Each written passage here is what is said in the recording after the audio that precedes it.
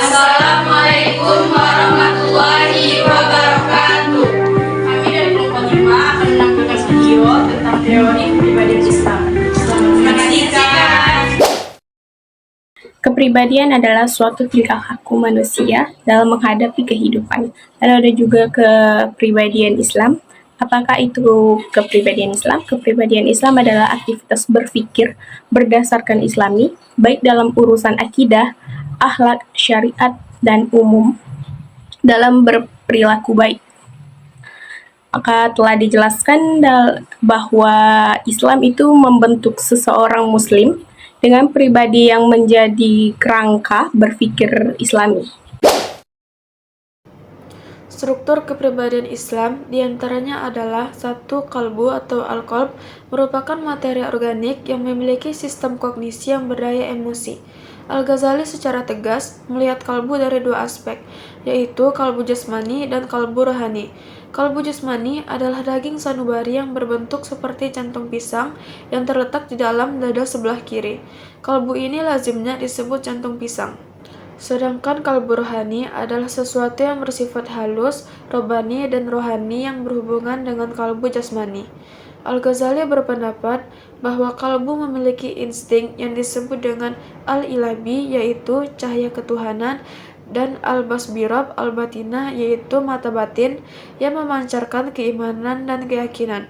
Potensi kalbu selamanya tidak menjadi tingkah laku yang baik. Baik buruknya sangat tergantung pada pilihan manusia sendiri. Yang kedua adalah akal. Akal adalah dimensi psikis manusia dari aspek nafsani yang berada di antara 2 dimensi lainnya yang saling berbeda dan berlawanan, yaitu berada di antara dimensi an-nafsu dan al-qalb. Ia menjadi wadah dan penengah kepentingan kedua dimensi yang berbeda itu. Dimensi an-nafsu yang memiliki sifat kebidatangan, sementara dimensi al-qalb yang memiliki sifat dasar kemanusiaan dan berdaya cita rasa. Dalam kedudukannya, seperti itulah akal menjadi perantara dan penghubung antara kedua dimensi tersebut. Dimensi ini memiliki peranan penting berupa fungsi pikiran yang merupakan kualitas insaniyah pada psikis manusia.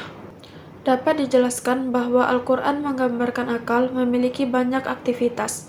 Di antaranya adalah al-istibsar, yaitu melihat dengan mata batin, al-i'tibar, yaitu menginterpretasikan, al-fafkir, yaitu memikirkan, dan al-tazakur, yaitu mengingat.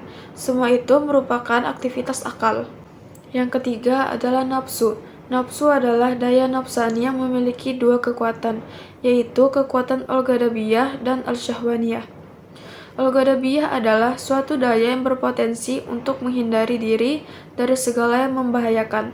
Ghadab dalam terminologi psikoanalisa disebut dengan defense, yaitu pertahanan, pembelaan, dan penjagaan, yaitu tingkah laku yang berusaha membela atau melindungi ego terhadap kesalahan, kecemasan, dan rasa malu. Perubahan untuk melindungi diri sendiri dan memanfaatkan dan merasionalkan perbuatannya sendiri. Al-syahwat adalah menyenangkan. Syahwat dalam terminologi psikologi disebut dengan apetit, yaitu suatu hasrat atau keinginan, birahi, hawa nafsu, motif atau impuls berdasarkan perubahan keadaan fisiologis. Nafsu dalam terminologi psikologi lebih dikenal dengan sebutan konasi. Konasi atau kemauan adalah bereaksi, berbuat, berusaha, berkemauan, dan berkehendak. Aspek konasi kepribadian ditandai dengan tingkah laku yang bertujuan untuk berbuat nafsu dan menunjukkan struktur di bawah sadar dari kepribadian manusia. Apabila manusia mengumbar donasi nafsunya, maka kepribadiannya tidak akan mampu berinteraksi baik di dunia, apalagi di akhirat. Manusia model ini memiliki kedudukan sama dengan binatang, bahkan lebih hina. Bentuk-bentuk tipologi kepribadian Islami. Menurut Immanuel Kant dalam Fudian Tantah tentang studi psikologi kepribadian berdasarkan temperamen, tipologi kepribadian dibagi menjadi 4 tipe, antara lain temperamen sanguinis, temperamen melankolis, temperamen koleris, dan temperamen flegmatis. Seseorang yang memiliki kepribadian dengan temperamen sanguinis memiliki sifat yang lebih terbuka terhadap diri sendiri maupun lingkungannya. Tipe temperamen melankolis adalah orang dengan darah berat dengan Sifatnya yang selalu mengutamakan diri sendiri dan kurang bersahabat dengan lingkungannya. Adapun tipe temperamen koleris adalah tipe orang dengan darah panas yang sering menunjukkan sifat khas dan mudah marah. Sedangkan tipe flegmatis adalah orang berdarah dingin dengan ciri sifat lebih pendiam dan tertutup terhadap orang lain. Adapun tipologi pribadi Islami yang dimaksud adalah suatu pola karakteristik yang berupa sekumpulan sifat yang sama dan berperan sebagai penentu ciri khas seseorang muslim sehingga membedakan antara satu dengan yang lainnya. Penentuan tipologi pribadi Islami didasarkan pada 3 kerangka. Yang pertama, struktur nafsani. Kepribadian Islami yang mencakup hawa nafsu, akal, dan kalbu beserta dinamikanya. Yang kedua, menggunakan paradigma bagaimana seharusnya bukan sekedar apa adanya. Yang karena hal itu muncul unsur penilaian baik dan buruk. Yang ketiga, berorientasi teosentris karena kriteria yang digunakan bersumber dari norma wahyu ilahi. Berdasarkan atas konsistensi dengan pembahasan struktur kepribadian dan dinamikanya, tipologi kepribadian manusia dibedakan menjadi 3 bentuk. Yang pertama, tipologi kepribadian amarah. Amarah adalah sifat yang identik dengan perbuatan yang buruk dan rendah. Dapat dicontohkan dalam bentuk perbuatan seperti syirik, kufur, riya, boros, sombong, hasud, dengki, khianat, dan lain sebagainya.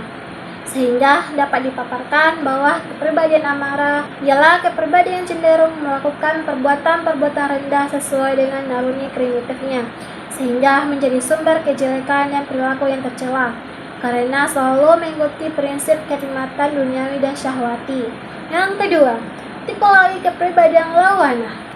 Kepribadian lawanah adalah kepribadian yang mencela perbuatan buruknya setelah memperoleh cahaya kalbu.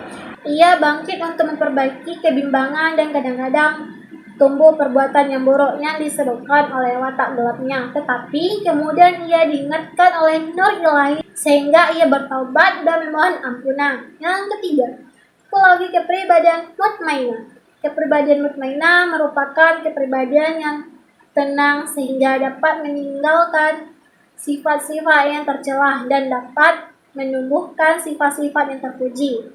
Kepribadian ini identik dengan tingkah laku yang baik dan bernilai positif. Kepribadian mutmainah ini terbagi dalam 3 kategori, antara lain kepribadian mukmin, kepribadian muslim, dan kepribadian muhsin. Di mana 3 kategori tersebut mencerminkan 3 komponen kepribadian yang disebutkan dalam hadis, yakni iman, ihsan, dan ihsan. Ketiga kategori kepribadian tersebut memiliki keterkaitan satu sama lain. Kepribadian mukmin sangat tergantung pada kepribadian muslim dan muhsin, begitu juga sebaliknya. Selanjutnya yaitu tipe-tipe kepribadian Islam. Pilihan manusia terhadap 2 masalah besar kehidupannya, yaitu yang hak atau yang batil, yang akan melahirkan perilaku-perilaku tertentu sesuai dengan karakteristik atau tuntutan yang hak atau yang batil tersebut, yang mana pola-pola perilaku tertentu yang dimiliki individu dan bersifat konstan atau tetap dikatakan sebagai tipe kepribadian Islam. Dalam Al-Quran, tipe kepribadian Islam ini dikelompokkan menjadi 3, yaitu yang pertama tipe mukmin atau orang yang beriman, lalu tipe kafir atau orang yang menolak kebenaran, dan tipe munafik, yaitu orang yang meragukan kebenaran. Yang pertama yaitu tipe mukmin. Tipe kepribadian Islam mukmin ini mempunyai karakteristik yaitu beriman kepada Allah, malaikat, rasul, kitab, hari akhir, qadar, lalu melaksanakan rukun Islam, bergaul dengan orang lain secara baik, suka bekerja sama, saling memaafkan, dermawan, cinta kepada Allah, takut azab Allah, tidak angkuh. Lalu tipe yang kedua yaitu tipe kafir. Tipe kepribadian Islam kafir ini memiliki karakteristik yaitu tidak beriman kepada Allah dan rukun iman yang lainnya, baru menolak beribadah kepada Allah, walim, musuhi orang yang beriman, senang mengajak kemungkaran, lalu senang memutus silaturahmi, tidak amanah, suka menuruti hawa nafsu, sombong. Dan yang terakhir, tipe munafik. Tipe kepribadian Islam munafik ini mempunyai karakteristik yaitu ia ragu dalam beriman kepada Allah, ria, suka berbohong, tidak amanah, ingkar janji, dan sebagainya. Selanjutnya ialah ciri-ciri kepribadian Islam. Para ahli jiwa banyak berpendapat bahwa sesungguhnya nilai-nilai kepribadian itu adalah kesehatan yang baik, kecerdikan, ketinggian akhlak, keterampilan, kerendahan hati, dan percaya atas diri sendiri. Berikut saya akan menjelaskan ciri-ciri kepribadian Islam. Ciri-ciri kepribadian Islam yang pertama ialah salamul akidah atau akidah yang bersih. Pendidikan Islam pada hakikatnya ditunjukkan untuk menjaga dan mengaktualisasi potensi ketauhidan melalui berbagai upaya edukatif yang tidak bertentangan dengan ajaran Islam. Karena akidah yang bersih merupakan suatu yang amat penting, sehingga awal dakwahnya kepada para sahabat di Makkah, Rasulullah SAW mengutamakan pembinaan akidah, iman, dan tauhid. Yang kedua ada mujahadatul linafsi, yaitu berjuang melawan hawa nafsu. Seorang yang dalam hidup di dunia selalu bersimbah dengan berbagai kepenatan dan ujian yang berat. Dalam medan seperti ini, seorang selalu berjuang agar bisa meraih kebahagiaan dan pemenang sejati.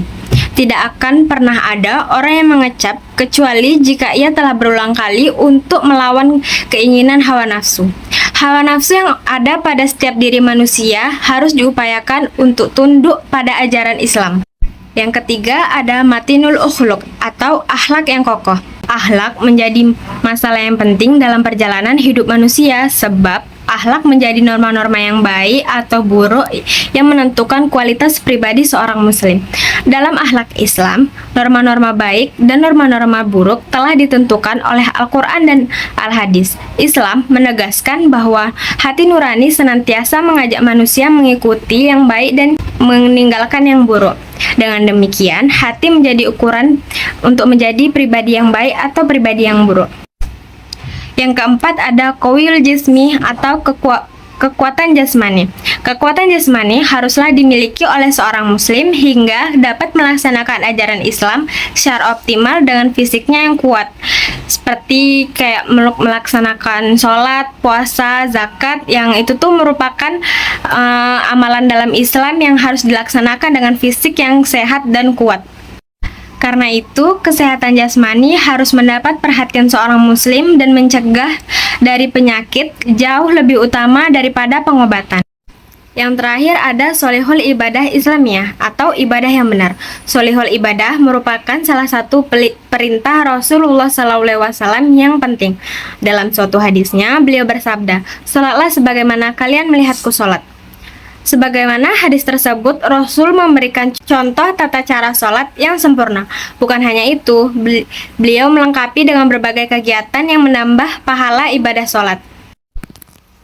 Secara singkat, ciri-ciri dari orang yang punya kepribadian Islam ialah ketika orang awam maupun orang terpelajar mengaitkan tingkah laku mereka dengan Islam, yaitu hanya menjalankan perkara yang wajib dan meninggalkan perkara yang haram. Yang paling penting adalah selama seseorang menjadikan Islam sebagai asas bagi pemikiran dan kecenderungannya, maka dia memiliki kepribadian yang Islam. Terima kasih. Sekian video dari kami, kurang lebih mohon maaf. Wassalamualaikum.